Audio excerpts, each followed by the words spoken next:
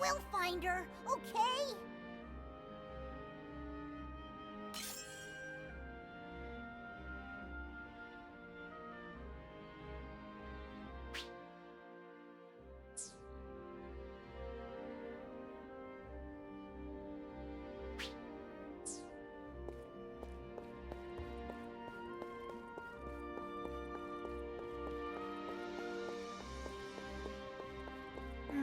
Poor Catalina. Lyria.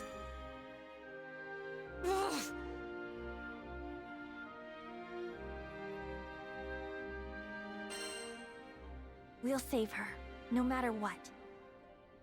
Of course. I don't care how strong they are. We're not giving up.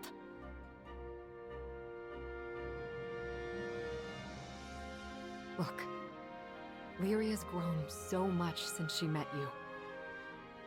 Almost every night, she would come and tell me about her day, and all the new things she experienced with you and the crew.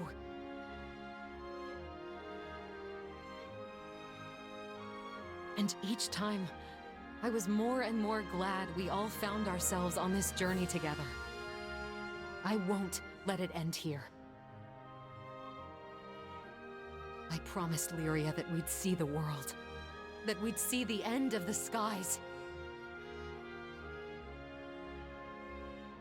So I swear, we'll get her back. Together, as a crew.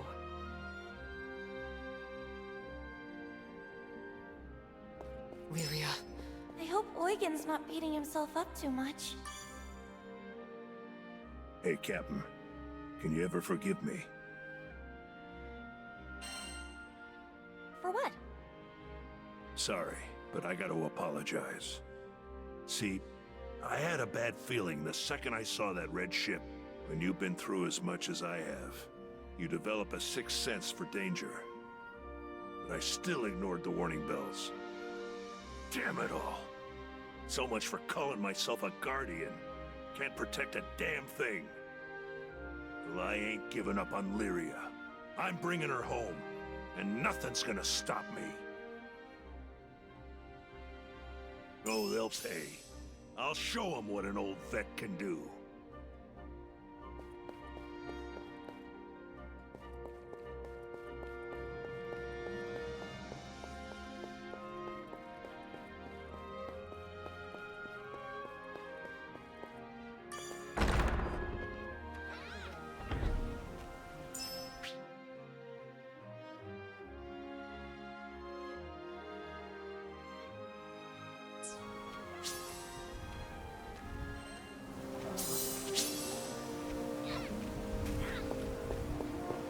Now all right?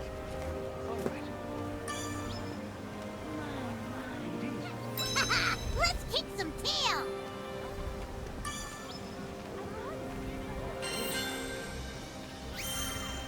Easier than eating apples.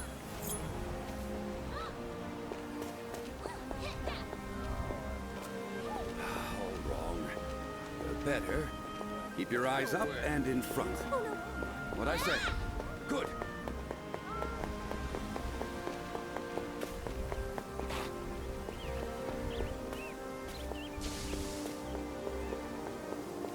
Excuse me. I spell a new mission.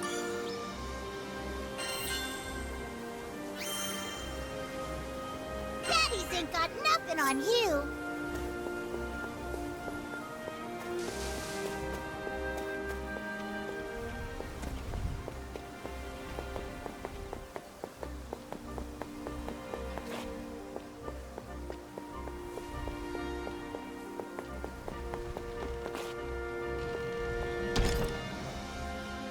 Let's come back once we find a key. Nice. Good. Excuse me.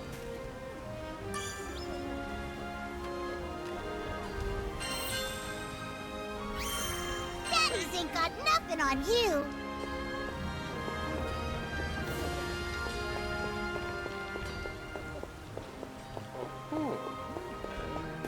Fresh sandwiches. Come to the soup and the Welcome looks ready to take off the second we say... You don't think they're gonna do anything to her, do you, Captain?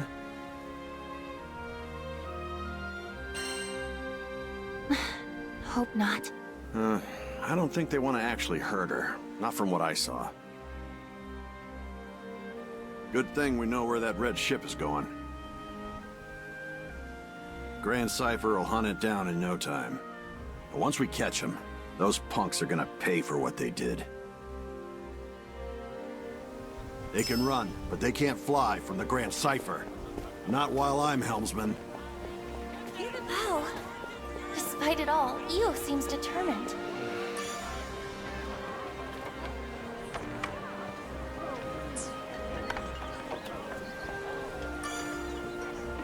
Fresh sandwiches! Come to the soup and the side!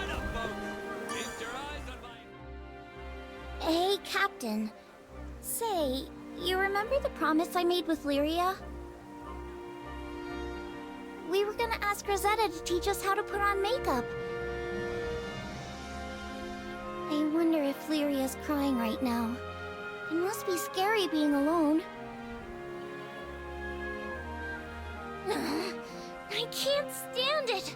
We have to save her! Lyria... Pardon me. I heard what happened with Lyria. I'm not much use in a fight myself, but maybe I can help in my own small way. Please, take this.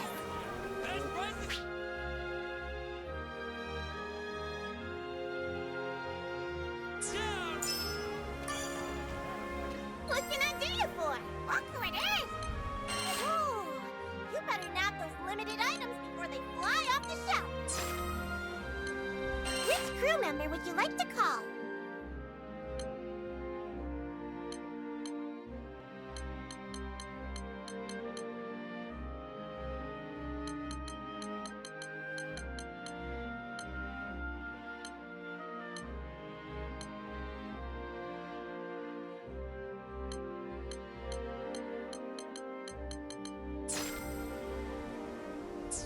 Appreciate the support!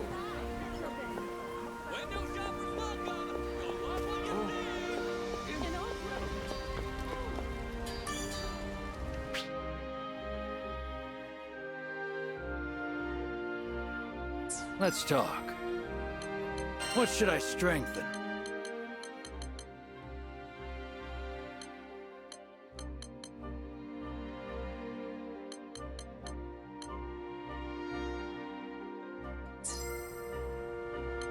Sigil enhancement? Got it. Your weapons won't betray you.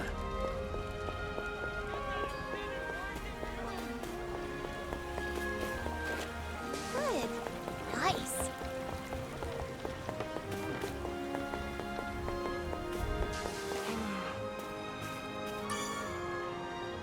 Haha! Let's kick some tail!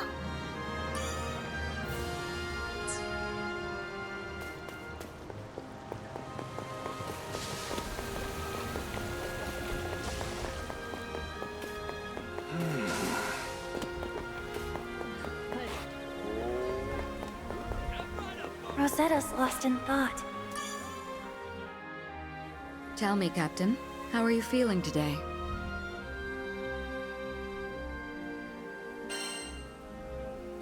Pretty good, actually. Ah, I see. I like that confidence. Thankfully, it looks like you've healed up just fine. But we can't wait around any longer. Our princess awaits her rescue. It's going to work out. We promised to meet up with Fix-It Dude. Let's head for the dock.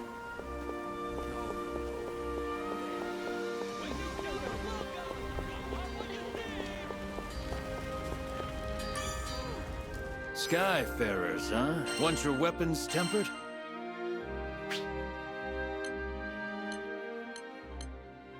I'll unlock its hidden potential. Unlock!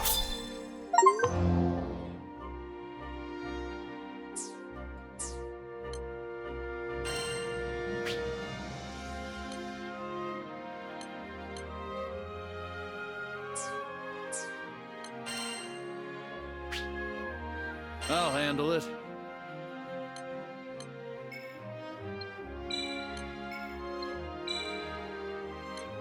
Good.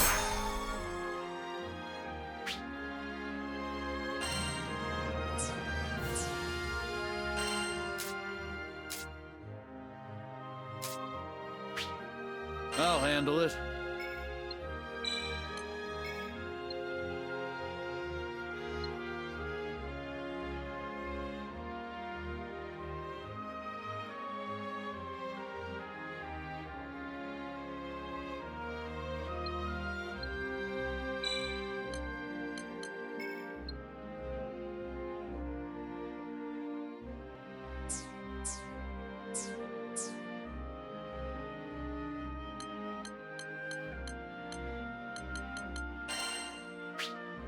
I'll handle it.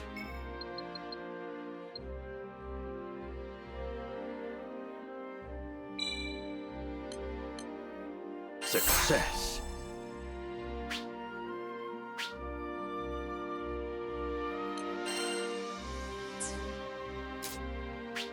I'll handle it. How about that? Always aim for the top. I'll unlock its hidden... I'll handle it. Good.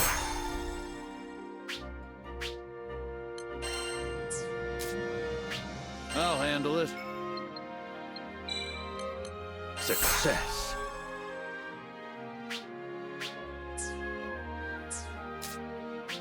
I'll handle it. How about that?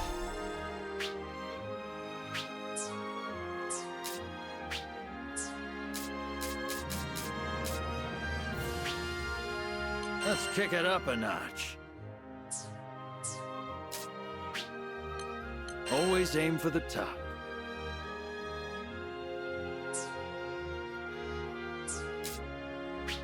Let's kick it up a notch. Always aim for the top. Once your sigil's improved,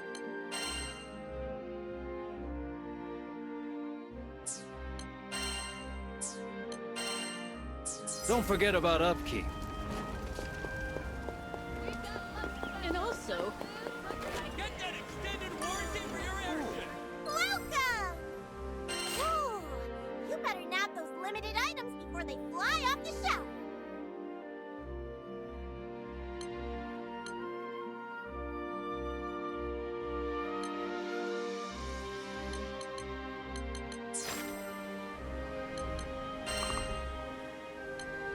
Sending out the old crew signal, eh? Who should we poke? Don't be a stranger! Window shoppers welcome! You'll love what you see!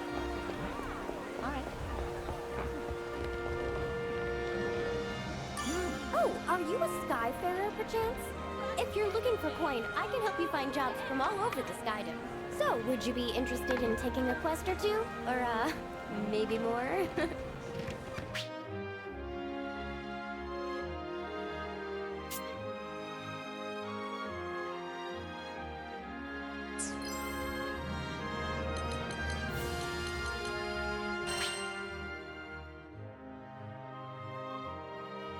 Right.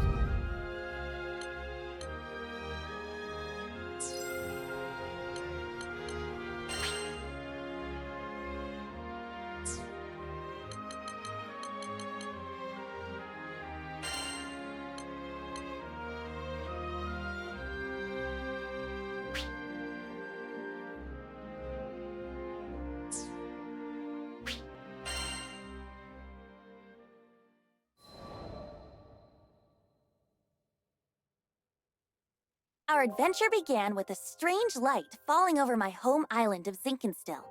I chased it to the impact site, where I found a blue-haired girl named Lyria and a knight, Catalina. The girl was shaken, and pretty soon I learned the reason why. She was on the run from Erste Empire soldiers. I knew an unfair fight when I saw one, so I stepped up to protect Illyria from those overbearing jerks. Catalina and I fended them off well enough, but when their backs were in the corner, they released a fire-breathing Hydra. It charged me, sending me flying into the tree line. Moments away from death, all I could think about was Dad. He'd been the one who trained me, and he'd done a great job, but, well, who expects their daughter to get attacked by a five-headed horror? He was going to be devastated. So, it's all over. Just as I began to sink into darkness, a gentle light enveloped my body. Lyria, wreathed by a mystical halo, was floating above me with her hand outstretched. She explained that she was going to merge our life forces.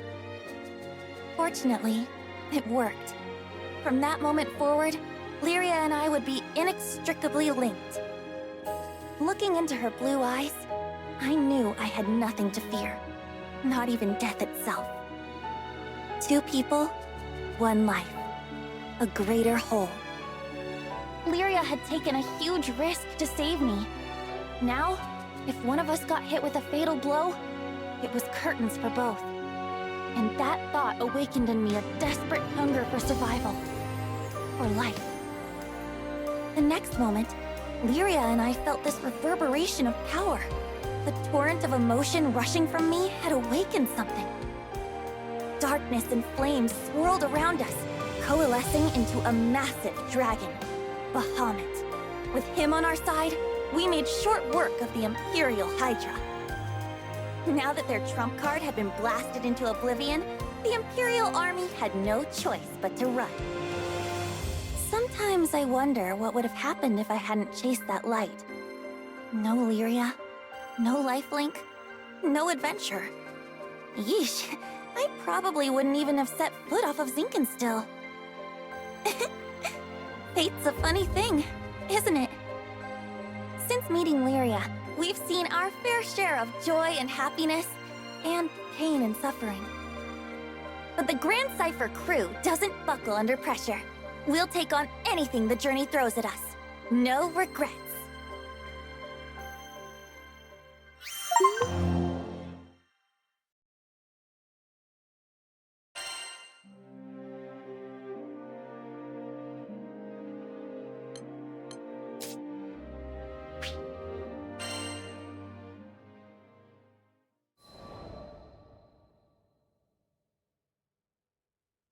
You think you know the sky and wind, but then you come to a foreign land, where unfamiliar songs on the air beckon you toward the unknown. Catalina, where do you think this breeze is coming from? The wind rustled Lyria's hair affectionately as she spoke. From somewhere far, far away. Much time has passed since Lyria and I escaped from the Erste Empire and met the captain in the woods of Zinkenstill. I found myself thankful that the sky has no limit, because no matter how many journeys I've made at her side, there will always be more to look forward to.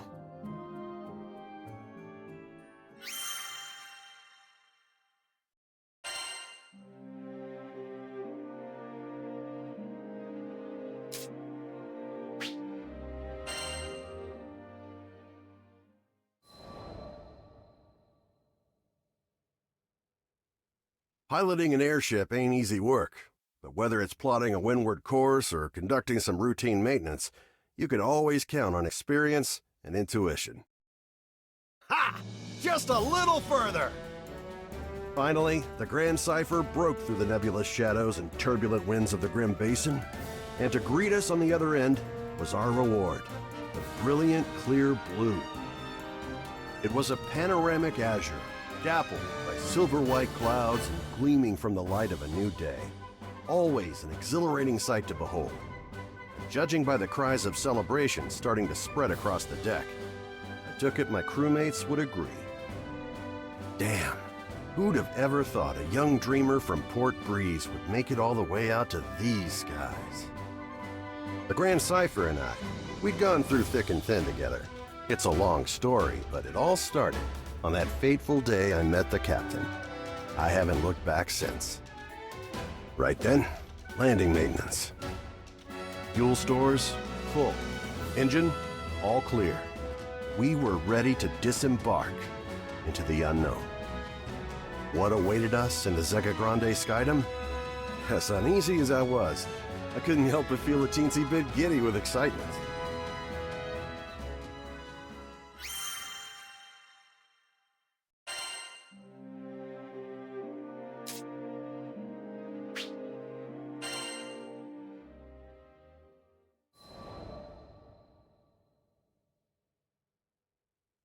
If I hadn't met Master Zaka on that fateful day, if he hadn't saved me, there's no way I'd be where I am now.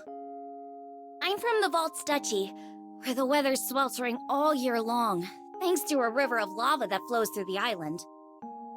My hometown might not have been the most scenic place, but as long as I had Master Zaka with me, I was happy. After traveling for so long, I can finally say that with pride. Before I left on my journey, I was completely clueless. When my master went missing, I just ran around like a chicken with its head cut off. I was looking for something, anything that would help me find him, and that's when I met the crew. The reason behind his disappearance turned out to be even worse than I could have imagined. The Earthstate Empire had driven him out of his mind. They had manipulated him into awakening the primal beast that had lain dormant beneath the ground, Colossus. Fortunately, I was able to break through to him, thwarting the Empire's attempt to exploit Colossus's powers for conquest. I learned that they were doing all sorts of horrible things, even to their own people, in order to achieve their goals. My master was a kind person who never hesitated to help those in need. I resented the Empire for making him suffer. And I couldn't just sit around when there was work to be done. That's why I decided to join the crew. To stick it to those Empire jerks and give their victims something to smile about.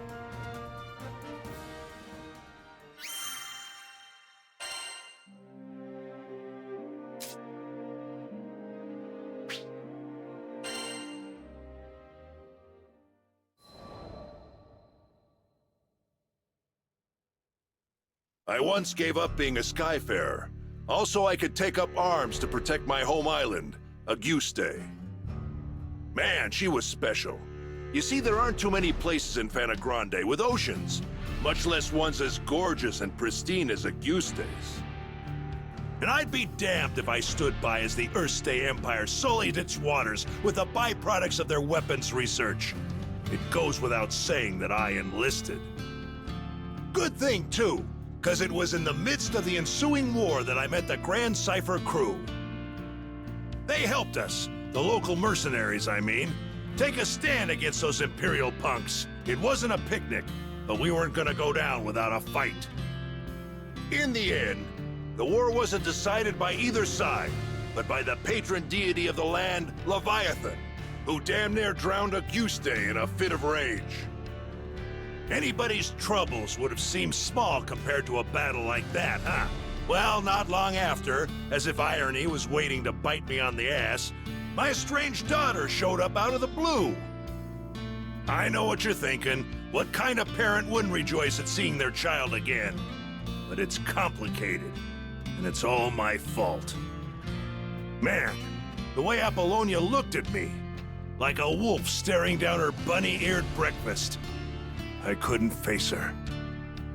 But this crew, there was something about their vitality, you know?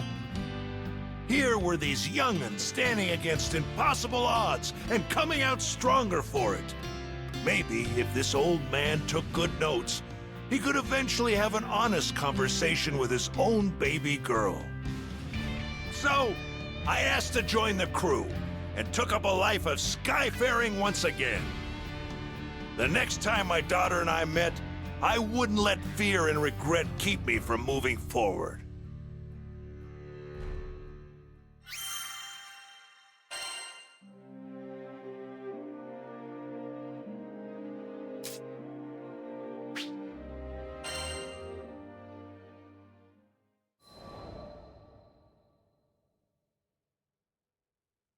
Zeka Grande, the forgotten skydom.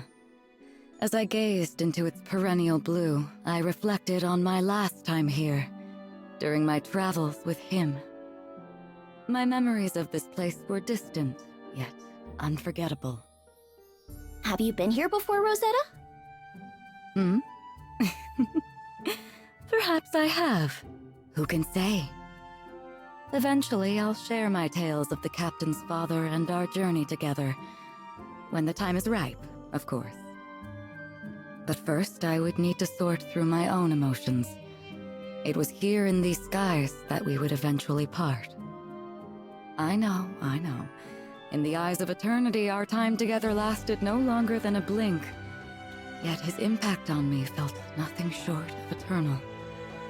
Indeed, it wasn't nostalgia that I felt upon revisiting these skies. Rather, it was the significance of this place and all that transpired here that weighed heavily upon my heart.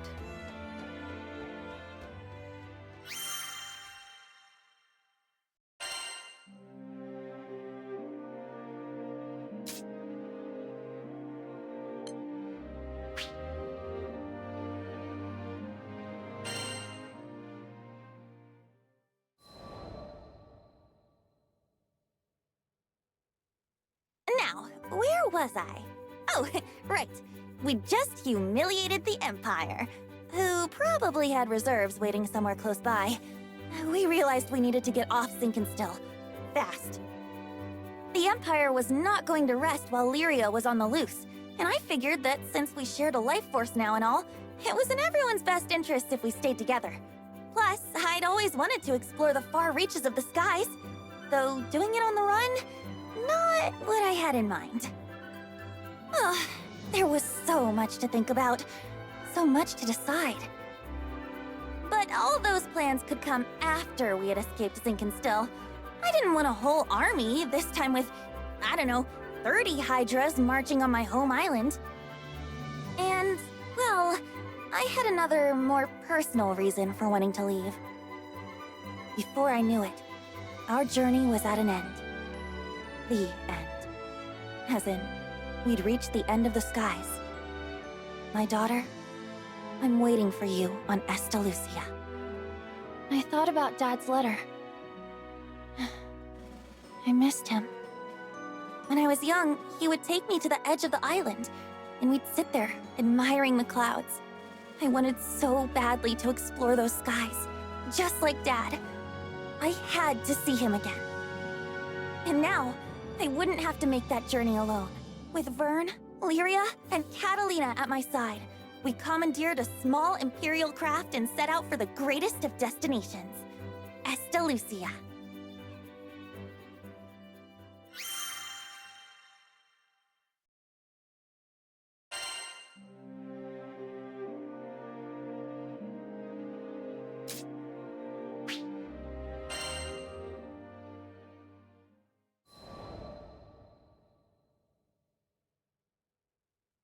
Lyria and I first crossed paths when I was still a knight of Erste, and she a tool in the Empire's mad experiments on dark essence. So you're Lyria. I was appointed to stay by her side as both captor and guardian. She reminded me of a beautifully crafted puppet, never moving or speaking unless commanded. Her expression was fixed, and her eyes were bright, but cold, as if made of glass. Moved to pity, I wanted at the very least to light a smile on her face. But I may as well have been talking to a doll. I couldn't find the part of her that was alive.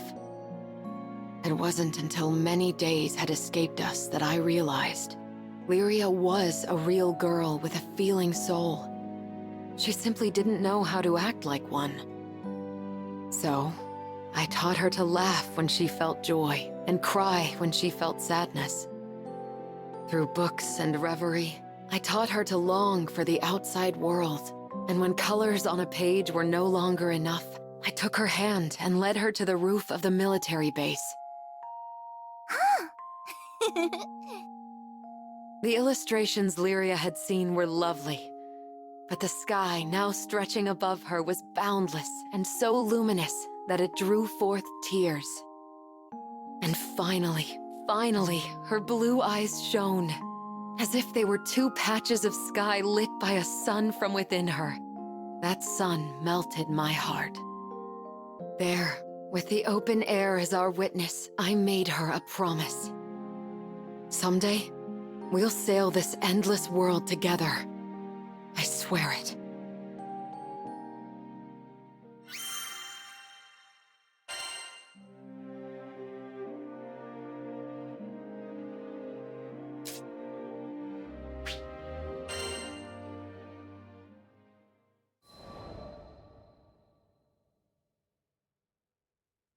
Ah, the Grand Cipher. Ever since I found her abandoned behind a cliff, it was love at first sight. I was just a kid, but I had lofty dreams of repairing that ramshackle airship and taking her to the skies. Back then, I didn't know the difference between a porthole and port side, but I was determined. I dove into books bigger than my head, and I learned basic airship repair, helmsmanship, the whole kit and caboodle. After a ton of elbow grease, the day had come. The Grand Cipher was finally ready for a test flight. I still remember how my hands trembled as I grabbed the rudder. And wouldn't you know it, she actually lifted off the ground for me. Nothing quite like watching your first love take to the skies, is there? But before I could take it all in, my dreams came crashing down.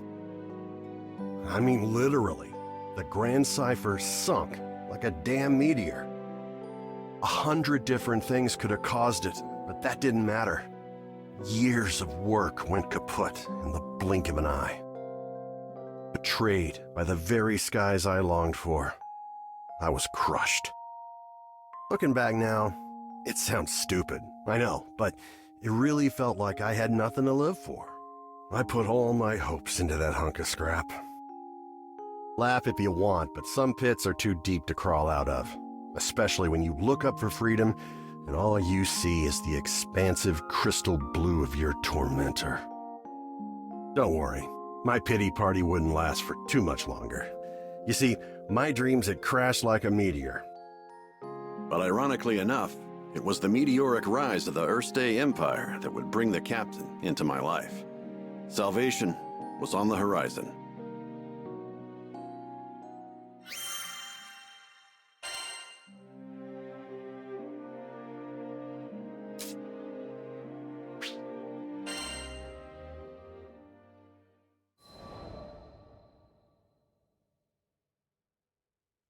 A few years before I met the crew, I lost my parents to an epidemic. I mourned their deaths for who knows how long. I could barely even bring myself to face reality each morning. With no living relatives in vaults, I was like a ship adrift at sea. I had nowhere to go and nowhere to belong. Until one day, my master reached out his hand to me. I was so depressed I just kept staring at the ground. That gentle smile never left his face as he asked me, "Why do you look so sad?" There was something in his voice that made me look up. When I did, a beautiful bouquet of flowers appeared in his hand, seemingly out of thin air. I had no idea how he'd done it, but I knew it must have been some kind of parlor trick. But he insisted it was magic. What a goofball, right? Saying that when he can use real magic. But it was just the magic I needed at that moment. Beautiful and kind. He went on to show me all kinds of incredible spells, the likes of which I'd never seen before. Watching him made me smile at a time when I thought I'd forgotten how. My master would always say that magic exists to make people happy. Something about that spoke to me. It made me want to become a mage just like him. So I signed myself up as his disciple, begging him to teach me magic. I'll never forget how happy I was when he told me I had talent. After all, if he was right, that meant I had the potential to make people smile too.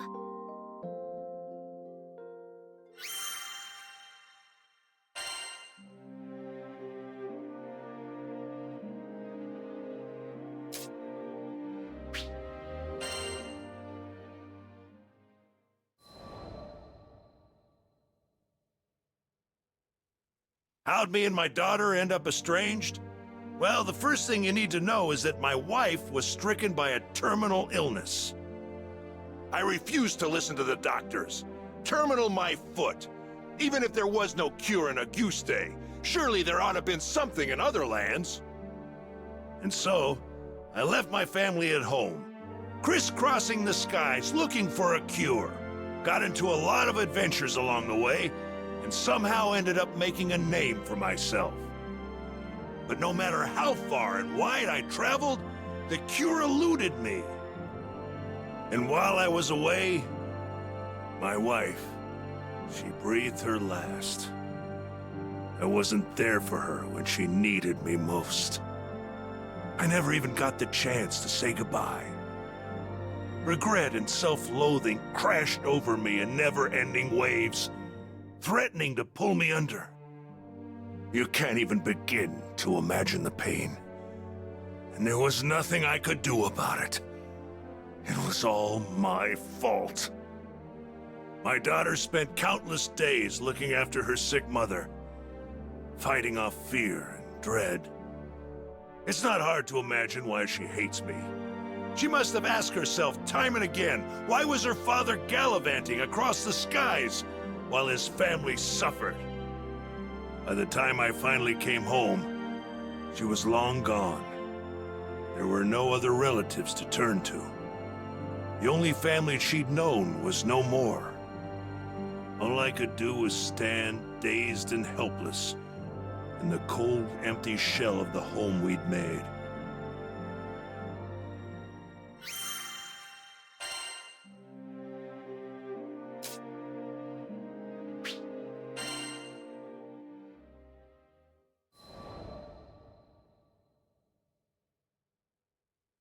During the war, primal beasts were exploited by the Astrals as instruments of battle.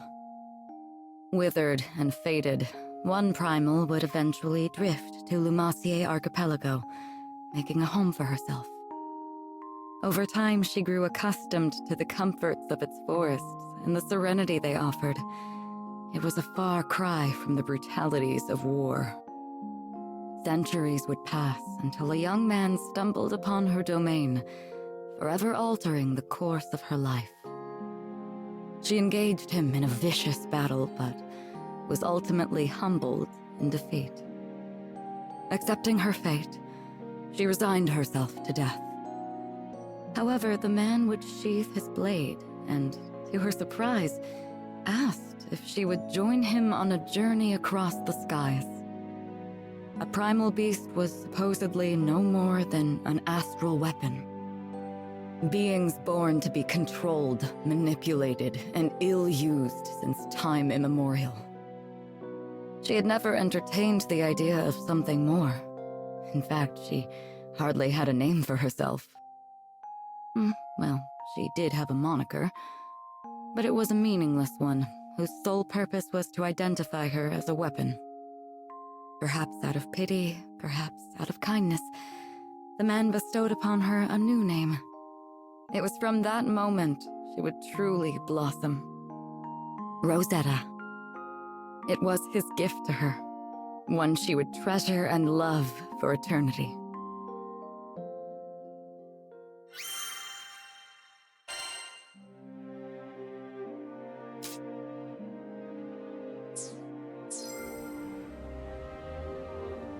Have a nice day.